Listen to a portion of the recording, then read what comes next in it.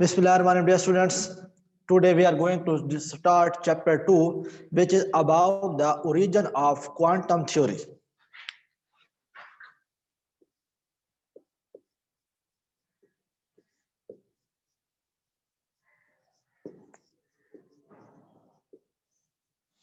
Quantum theory क्या है? Quantum mechanics basically physics की एक शाख है जिसके अंदर हम माइक्रोस्कोपिक लेवल के ऊपर मैटर के बारे में पढ़ते हैं, एनर्जी के बारे में पढ़ते हैं, इनका आपस में रिलेशन क्या है उसके बारे में पढ़ते हैं, क्योंकि ये फिजिक्स की बेसिक डेफिनेशन है, the branch of science in which we study about matter and energy and their relationship between them, कि जिसके अंदर हम मैटर को स्टडी करें, हम एनर्जी को स्टडी करें, इनके दरमियान बेसिक रिलेशन क्या है उसको स्टडी करें। इस तरह फिजिक्स की एक ब्रांच है जिसका नाम है क्वांटम मैकेनिक्स। उसके अंदर भी हम यही चीजें स्टडी करते हैं, एटम को स्टडी करते हैं, उसके स्ट्रक्चर को स्टडी करते हैं, उसकी प्रॉपर्टीज को स्टडी करते हैं, लेकिन हम माइक्रोस्कोपिक लेवल पे यानी छोटे लेवल पे इसको स्टडी करते हैं, पार्टिकल लेवल पे इसको स्टडी करते हैं। तो इसलिए इसको हम नाम देते हैं क्वांटम थ्योरी का या क्वांटम मैकेनिक्स का। डियर स्टूडेंट, फिजिक्स की बात करें तो 1900 से पहले जो फिजिक्स थी उस फिजिक्स को हम नाम देते हैं क्लासिकल फिजिक्स का, जिसमें न्यूटन था, गैलीलियो था, ये सारे सिद्धांत थे। लेकिन जो मॉडर्न फिजिक्स शुरू हुई है ये शुरू हुई है 1900 से बाद, और ये 1900 के बाद ही ये क्वांटम थ्योरी का कांसेप्ट आया था, क्वांटम मैकेनिक्स का कांसेप्ट आया था। यानी फिजिक्स के अंदर जो जिद्दत है वो 1900 के बाद शुरू हुई है, जिसको हम नाम देते हैं मॉडर्न फिजिक्स का। ये जो क्वांटम मैकेनिक्स है ये भी डेवलप हुई है फ्रॉम द मॉडर्न फिजिक्स, यानी 1900 के बाद जो साइंसदान आपके पास आए हैं, जो उनकी काविश आई है, जो उनके हाइपोथेसिस आए हैं, जो उनके एक्सपेरिमेंट्स आए हैं, वो लाई करते हैं क्वांटम मैकेनिक्स के अंदर। तो क्वांटम मैकेनिक्स जो है ये one of the major branches of physics है। तो फिजिक्स के अंदर सबसे ज्यादा रोल जो है इस क्वांटम मैकेनिक्स का पाया जाता है। ये प्रॉपर्टीज ज्यादातर रिलेट करती हैं लाइट के साथ, लाइट, टेम्परेचर, इन चीजों के ऊपर ज्यादा क्वांटम मैकेनिक्स कंसंट्रेट कर रही होती है। तो आज हमने ये बेसिक इसमें पढ़ने हैं, दो चार रूल्स हैं, इसके दो चार साइंसदान के नाम हैं जिन्होंने इसके ऊपर काम किया है। तो हमने बेसिकली आज उनको डिस्कस करना है कि इसके अंदर क्या क्या चीजें डेवलप हुई हैं और क्लासिकल फिजिक्स में और क्वांटम फिजिक्स में आखिर फर्क क्या है। आज हमने उन चीजों को डिस्कस करना है। इसके अंदर आपके पास पहले है थर्मल रेडिएशंस।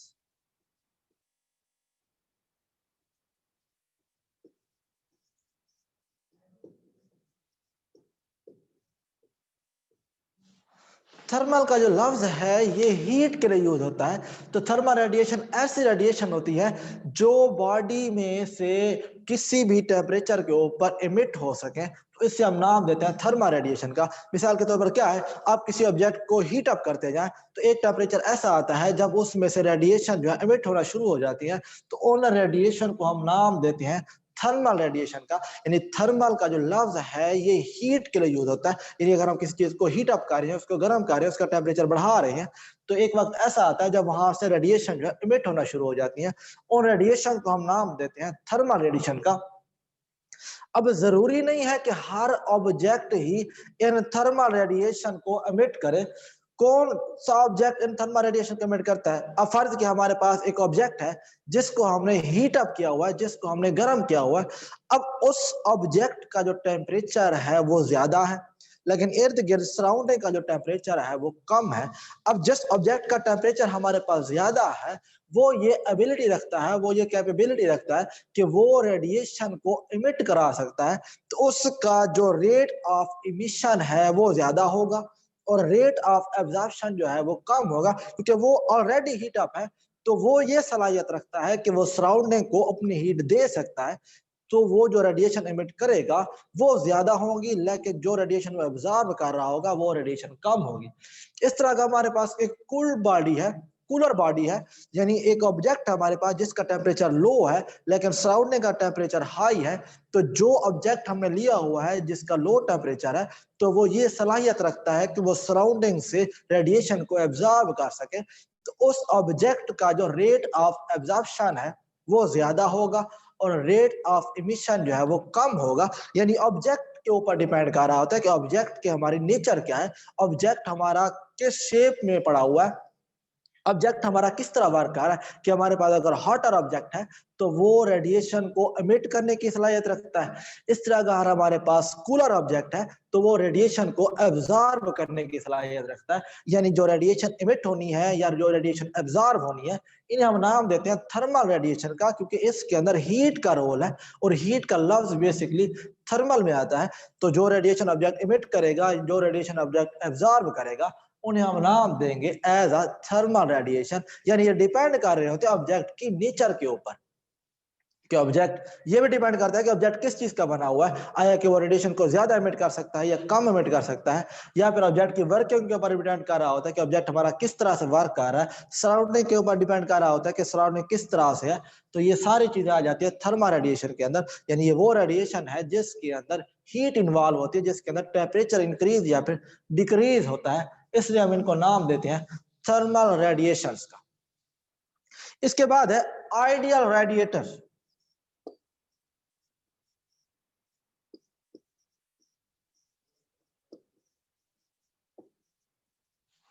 आइडियल रेडिएटर क्या होता है? ये ऐसा ऑब्जेक्ट होता है जिसके अंदर जो रेडिएशन एमिट या एब्जॉर्ब होती हैं वो सिर्फ और सिर्फ टेम्परेचर के ऊपर डिपेंड कर रही होती है, बाकी वो किस चीज के ऊपर डिपेंड नहीं कर रही होती। आइडियल रेडिएटर वो रेडिएटर होता है जिसके अंदर रेडिएशन की एमिशन और एब्जॉर्प्शन सिर्फ टेम्परेचर के ऊपर डिपेंड कर रही होती है कि इस ऑब्जेक्ट को हमने कितना टेम्परेचर प्रोवाइड किया हुआ है। बाकी ना तो वो नेचर के ऊपर डिपेंड कर रही होती है कि ऑब्जेक्ट किस नेचर का है, ना तो वो सराउंडिंग के टेम्परेचर के ऊपर डिपेंड कर रही होती है, वो सिर्फ इस ऑब्जेक्ट को दिए जाने वाले टेम्परेचर के ऊपर डिपेंड कर रही होती है।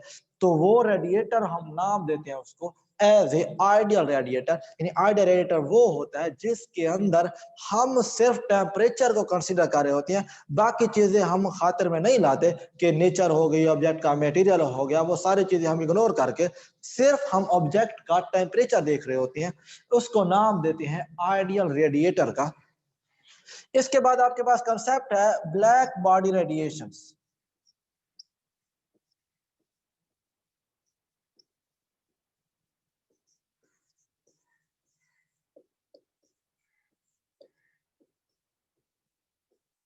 Black body radiation different colour पाए जाते हैं, लेकिन इन तमाम कलर में से जो ब्लैक कलर है इसकी कुछ खास प्रॉपर्टीज हैं। डियर स्टूडेंट, आपने अक्सर लोगों को कहते हुए सुना होगा कि आप लोग गर्मियों में जो है ब्लैक ड्रेस ज्यादातर यूज ना किया करें, क्योंकि अमूमन बात है कि जब भी हम ब्लैक ड्रेस पहन के बाहर गर्मियों में जाते हैं तो हमें ज्यादा गर्मी फील होती है, हमारी बॉडी जो है जल्दी हीट अप हो जाती है। इसकी रीजन क्या है? इनमें से जो ब्लैक कलर है वो परफेक्ट एब्जॉर्बर है लाइट का और परफेक्ट रिफ्लेक्टर है, जिस वजह से क्या है कि हमारी बॉडी का टेम्परेचर जो है वो इंक्रीज कर जाता है। अगर हम आम कलर पहन के बाहर जाते हैं तो वो इतनी ज्यादा लाइट को रिफ्लेक्ट और एब्जॉर्ब नहीं कर रहा होता जितना कि ब्लैक कलर कर रहा होता है। तो जो ब्लैक कलर है ये रेडिएशन को एब्जॉर्ब करने की ज्यादा सलाहियत रखता है। इस वजह से आपके जो सोलर प्लेट्स वगैरह बनाई जा रही हैं ये अक्सर ब्लैक कलर की आ रही है, क्योंकि ब्लैक कलर के पास लाइट को एब्जॉर्ब करने की प्रॉपर्टी इन तमाम कलर से ज्यादा होती है, इसलिए हम इनको नाम देते हैं ब्लैक बॉडी रेडिएशन का। इसके अलावा हम सिंपल एग्जांपल ले सकते हैं, जो आपके पास कौवा जो आपके पास होता है, ये कौवा क्या करता है? गर्मियों में ये तेज से नहीं उड़ सकता, सर्दियों में ये तेज से उड़ता है। इसकी रीजन क्या है कि गर्मियों के अंदर क्योंकि टेम्परेचर ज्यादा होता है तो ज्यादा टेम्परेचर की वजह से वो जो क्राउ है वो ज्यादा रेडिएशन को एब्जॉर्ब करता है और भारीपन सा महसूस करता है, इसी वजह से वो तेज से नहीं उड़ सकता। इसके अलावा सर्दियों के अंदर क्या होता है, क्योंकि रेडिएशन कम मिकदार में होती है तो वो कम मिकदार में रेडिएशन को एब्जॉर्ब करके हल्कापन महसूस करता है और वो वहां पे तेज से उड़ सकता है। तो ये रीजन है कि जो ब्लैक कलर है, ये ब्लैक कलर जो है ये परफेक्ट एब्जॉर्बर होता है और परफेक्ट रिफ्लेक्टर होता है लाइट का। तो इसको हम नाम देते हैं as a black body radiation. Black body के अंदर होता क्या है? ये आपके पास एक ऑब्जेक्ट है जिसको हम ब्लैक बॉडी का नाम देते हैं। इसके अंदर एक होती है इंटरनल कैविटी। कैविटी कहते हैं होल को। इस होल को हम नाम देते हैं ब्लैक होल का। ब्लैक होल यानी आपके पास एक ब्लैक बॉडी है, उस ब्लैक बॉडी के अंदर एक इंटरनल कैविटी पाई जाती है जिसको हम नाम देते हैं ब्लैक होल का। ये जो ब्लैक होल है ये अभी तक हमारी दुनिया के ऊपर डिस्कवर नहीं हुआ, लेकिन दूसरे यूनिवर्स के अंदर ये डिस्कवर हो चुका है। ब्लैक होल की ये डेफिनेशन है The region in which the information vanish is called black hole. यानी ब्लैक होल एक ऐसा रीजन है, एक ऐसा इलाका है जहां पे इंफॉर्मेशन जो है वो वैनिश हो जाती है, जहां पे इंफॉर्मेशन खत्म हो जाती है। इसको हम नाम देते हैं ब्लैक होल का। यानी जहां कहीं ब्लैक होल पाया जाएगा, अगर हम उस ब्लैक होल के करीब किसी स्पेसशिप को भेजते हैं, अगर फर्ज किया कि हमारी जमीन भी कभी मूव करती करती किसी ब्लैक होल के करीब पहुंच गई, तो वो ब्लैक होल के अगर अंदर चली गई तो कभी भी वापस नहीं आ सकेंगे हम। यानी ब्लैक होल से मुराद ऐसा रीजन होता है, ऐसा इलाका होता है जहां पे इंफॉर्मेशन जो है वैनिश हो जाती है, जहां इंफॉर्मेशन जो है वो खत्म हो जाती है, उसको हम नाम देते हैं ब्लैक होल का। अब ये नाम से ज़ाहिर है कि छोटा सा होल है, लेकिन इसकी जो अट्रैक्शन पावर है वो काफी ज्यादा होती है। ब्लैक होल के गिर्द एक रीजन होता है, उसकी रेंज होती है तकरीबन 27 किलोमीटर। इसे कहते हैं इवेंट हॉरिजन। तो इस 27 किलोमीटर के अंदर जो भी चीज आती है, ब्लैक होल उसको अपनी तरफ अट्रैक्ट कर लेता है, और जो अट्रैक्ट होकर ब्लैक होल के अंदर चली गई वो कभी वापस नहीं आती। जी बच्चे अपने माइक म्यूट कर लें, लेक्चर में डिस्टरबेंस क्रिएट हो रही है। जी स्टूडेंट्स, हम कह रहे थे कि ब्लैक होल के गिर्द 27 किलोमीटर का एक दायरा पाया जाता है, एक रेंज पाई जाती है, जिसको हम नाम देते हैं इवेंट हॉरिजन का। तो होता क्या है, जब भी 27 किलोमीटर की रेंज के अंदर कोई भी चीज आती है, मिसाल के तौर पर कोई भी सियारा आ जाए, कोई सितारा आ जाए, कोई स्पेसशिप आ जाए, कोई एरोप्लेन आ जाए, तो फिर क्या होता है, आपके पास वो ब्लैक होल उस चीज को अट्रैक्ट कर लेता है, और अट्रैक्ट करने के बाद वो चीज कभी वापस नहीं आती।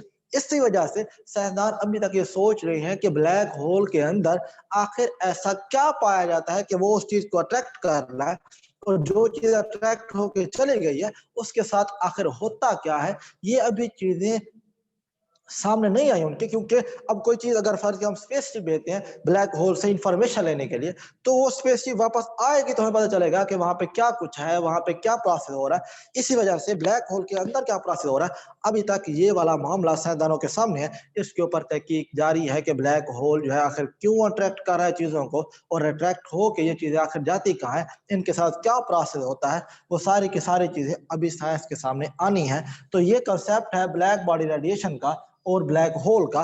तो जो ब्लैक कलर है ये दोनों प्रॉपर्टीज रखता है, ये रेडिएशन को एमिट भी कर सकता है, ये रेडिएशन को एब्जॉर्ब भी कर सकता है। So we named as black body radiation as the perfect absorber and perfect reflector of the light. यानी ब्लैक बॉडी जो है ये परफेक्ट एब्जॉर्बर होती है और परफेक्ट रिफ्लेक्टर होती है लाइट की। ये कंसेप्ट है ब्लैक बॉडी के बारे में। इसके बाद हम देखते हैं कुछ रूल्स हैं इसके बारे में, कुछ लॉज हैं जो मुख्तलिफ साइंसदानों ने पेश की है। इनके अंदर आपके पास पहला है स्टीफन बोल्ट्जमैन लॉ।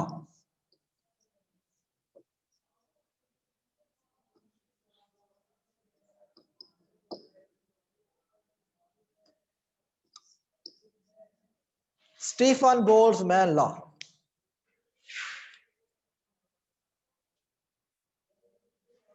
जी स्टीफन बोल्ट्जमैन बेसिकली एक साइंसदान का नाम था। उन्होंने क्या किया, इन रेडिएशन को बेसिकली स्टडी किया और इन रेडिएशन की कुछ प्रॉपर्टीज इन्होंने डेवलप की थी। अब हमने उन प्रॉपर्टीज को देखना है। अभी हमने बात की है कि ब्लैक बॉडी से जो है रेडिएशन इमिट भी होती है और एब्जॉर्ब भी होती है। ब्लैक बॉडी जो है ये परफेक्ट रिफ्लेक्टर है रेडिएशन का और परफेक्ट एब्जॉर्बर है। तो स्टीफन बोल्ट्जमैन ने कहा था कि जो लाइट रेज की इंटेंसिटी होती है, वो जो इंटेंसिटी है वो डायरेक्टली प्रोपोर्शनल होती है fourth power of absolute temperature के। I means intensity and it is directly proportional to fourth power of absolute temperature. अगर हम इस डायरेक्टली प्रोपोर्शनल के साइन को हटाते हैं तो ये आपके पास आ जाएगा sigma T raise to power 4। इसके अंदर ये जो सिग्मा है इसे कहते हैं स्टीफन बोल्ट्जमैन कांस्टेंट।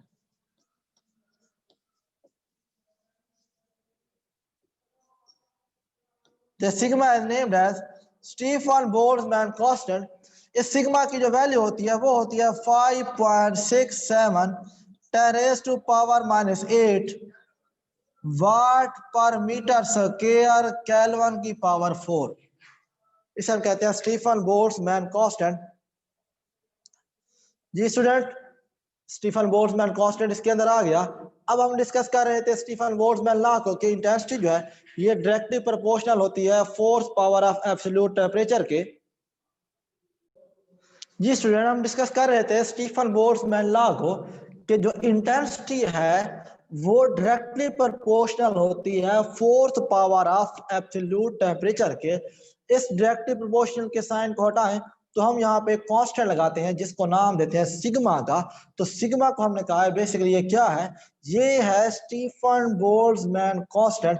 इंटेंसिटी का यूनिट होता है वो होता है वाट पर मीटर स्क्वायर, और टेम्परेचर की पावर 4 है, टेम्परेचर का ऐसा यूनिट केल्विन होता है, तो ये बन जाएगा K⁻⁴।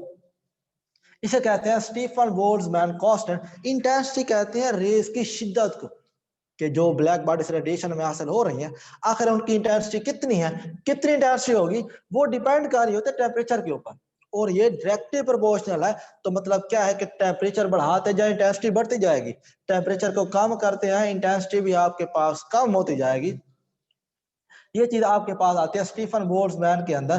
तो आपके पास जो कंप्लीट रिलेशन है वो बनता है I = sigma T⁻⁴। I mean intensity, sigma is a constant which is named as Stephen Boltzmann constant। Sigma की जो वैल्यू होती है वो आपके पास होती है 5.67 10⁻⁻8 वाट पर मीटर स्क्वायर पर केल्विन की पावर 4। इसे हम कहते हैं Stephen Boltzmann law.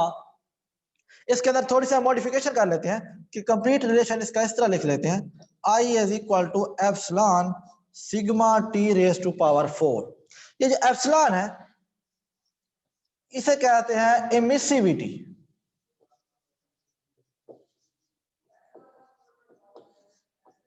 It is called emissivity.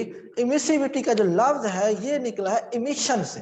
Emission का मतलब होता है इमिट होना, यानी ये डिपेंड करेगा कि कितनी रेडिएशन ब्लैक बॉडी से इमिट हो रही है और कितनी रेडिएशन ब्लैक बॉडी के अंदर एब्जॉर्ब हो रही है। अगर rate of emission rate of absorption से ज्यादा हो तो ये इमिसिविटी ग्रेटर देन 1 होती है। अगर rate of absorption rate of emission से ज्यादा हो जाए तो ये इमिसिविटी जो है ये लेस देन 1 होती है। लेकिन ब्लैक बॉडी की डेफिनेशन में हमने पढ़ा है कि ब्लैक बॉडी रेडिएशन वो होती है, ब्लैक बॉडी ऐसी बॉडी होती है जो परफेक्ट रिफ्लेक्टर भी है, परफेक्ट एब्जॉर्बर भी है। यानी ब्लैक बॉडी जितनी रेडिएशन को एब्जॉर्ब करती है उतनी ही रेडिएशन को इमिट कर देती है। इसी वजह से ब्लैक बॉडी के अंदर ये जो इमिसिविटी है ये =1 होती है, क्योंकि इसके अंदर रेट ऑफ इमिशन बराबर होता है रेट ऑफ एब्जॉर्प्शन के। यानी जितनी रेडिएशन ऑब्जेक्ट एब्जॉर्ब कर रहा होता है उतनी रेडिएशन ऑब्जेक्ट इमिट कर रहा होता है। इसलिए इसके अंदर जो इमिसिविटी का फैक्टर है वो =1 होता है। अगर इमिसिविटी को हम 1 के बराबर पुट करते हैं तो दोबारा से आपके पास वही रिलेशन आ जाएगा कि I = सिग्मा T⁻⁴, जिसको हमने नाम दिया था एज स्टीफन बोल्ट्जमैन कांस्टेंट। एक रूल ये हो गया। इसके बाद है veins law.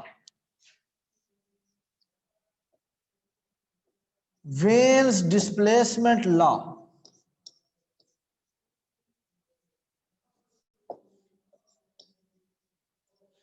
It is called when displacement law. इसके अंदर क्या है, अब हम किसी चीज को हम हीट अप कर रहे हैं, किस चीज के अंदर हम टेम्परेचर को बढ़ा रहे हैं तो वहां से रेडिएशन जो है वो इमिट होना शुरू हो जाती है। मिसाल के तौर पर सिंपल सा एक एक्सपेरिमेंट है कि एक लोहे की सलाख को लेकर आप उसको हीट अप करते जाएं, आप उसको गर्म करते जाएं किसी भी फर्नेस के अंदर, तो क्या होता है वो जो लोहे की सलाख है उसके कलर तब्दील होते रहते हैं।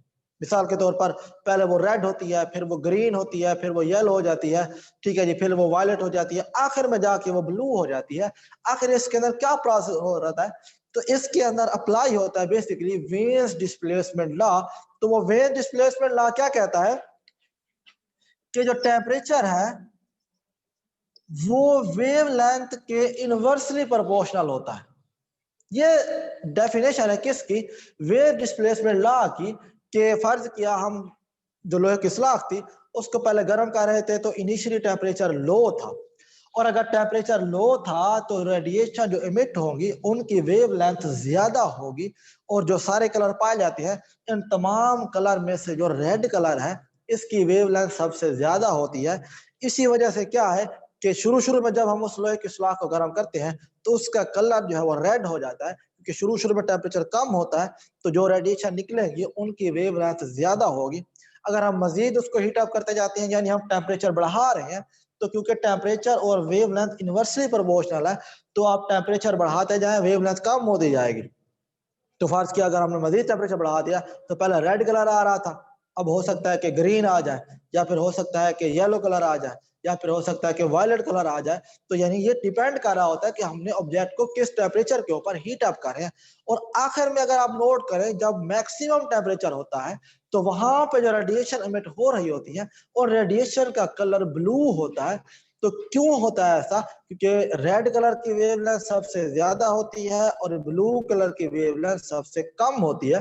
तो जब मैक्सिमम टेम्परेचर हम देते हैं तो वेवलेंथ सबसे मिनिमम आएगी, और सबसे कम वेवलेंथ जो होती है वो हमारे पास ब्लू कलर की होती है।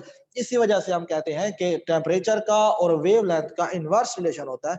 ये वाला किसने दिया था नजरिया? ये वाला नजरिया दिया था वेन्स ने। इसको हम नाम देते हैं एज वेन्स डिस्प्लेसमेंट लॉ। तो ये आपके पास आ जाता है वेन डिस्प्लेसमेंट लॉ। अब फर्ज किया इसकी मैथमेटिकल फॉर्म को हम डेवलप कर लेते हैं। अगर हम इसको हटाते हैं तो इसको हम लिखेंगे lambda T is equal to constant, क्योंकि इनवर्सली प्रोपोर्शनल थे, टी यहाँ पे डिवाइड हो रहा था। अगर हम इसको इस तरफ लेके जाते हैं तो टी यहाँ मल्टीप्लाई हो जाएगा, तो लैम्डा और टी का जो प्रोडक्ट है ये बराबर होता है कांस्टेंट के। इस कांस्टेंट को हम नाम देते हैं वेन्स कांस्टेंट।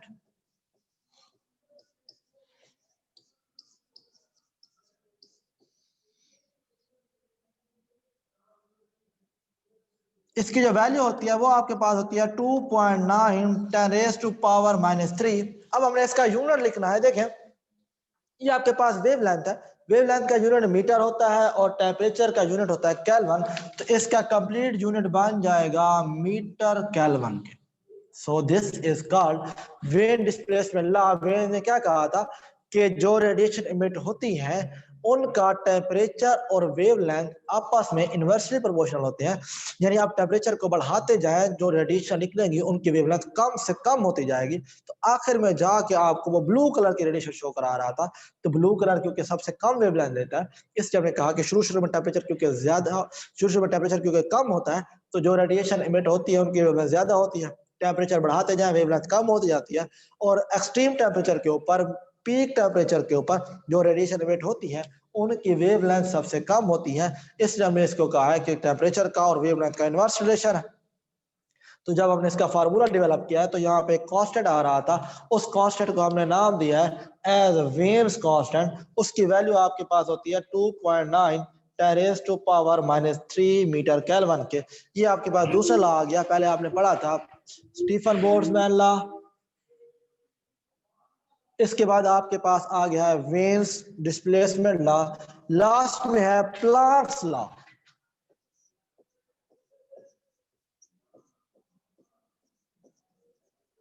प्लैंक्स लॉ, इसमें क्या है, मैक्स प्लैंक एक साइंसदान का नाम था। उसने कहा कि किसी भी ऑब्जेक्ट से जब रेडिएशन इमिट होती है या फिर रेडिएशन एब्जॉर्ब होती है, उन रेडिएशन की जो एनर्जी है वो फ्रीक्वेंसी के डायरेक्टली प्रोपोर्शनल होती है। तो इसको हम इस तरह से लिखते हैं, E is directly proportional to frequency। यानी जो रेडिएशन एमिट या एब्जॉर्ब होती है ब्लैक बॉडी से या किसी भी ऑब्जेक्ट से, तो उन रेडिएशन की जो एनर्जी है वो फ्रीक्वेंसी के डायरेक्टली प्रोपोर्शनल होती है। ये वाला नजरिया दिया किसने था? मैक्स प्लैंक ने दिया था। तो इसलिए इसको हम नाम देते हैं प्लैंक्स लॉ का।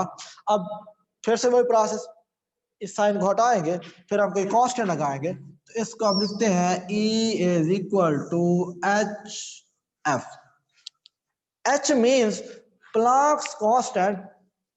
इसके अलावा फर्ज किया कि हमारे पास काफी रेडिएशन वहां से एमिट हो रही है, तो अगर हम उनकी टोटल एनर्जी लेना चाहते हैं तो इस फार्मूले को हम इस तरह लिखेंगे, E is equal to NHF।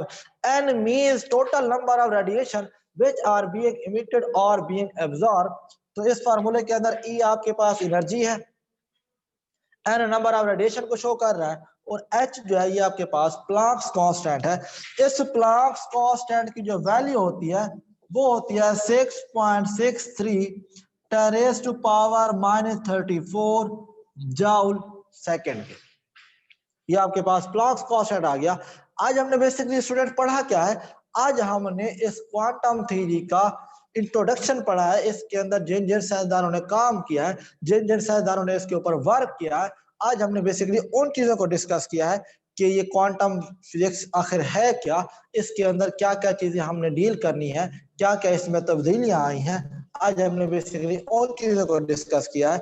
अब इससे मुतालिक आप लोगों के जो भी सवालात हों, आप चैट के ऑप्शन में जाके उनको पूछ सकते हैं, क्योंकि आपके सवालात के जवाब देने के बाद एक बार हम दोबारा भी इस पूरे प्रोसेस को रिपीट करा लेंगे कि क्या क्या चीजें इसमें इन्वॉल्व हुई हैं।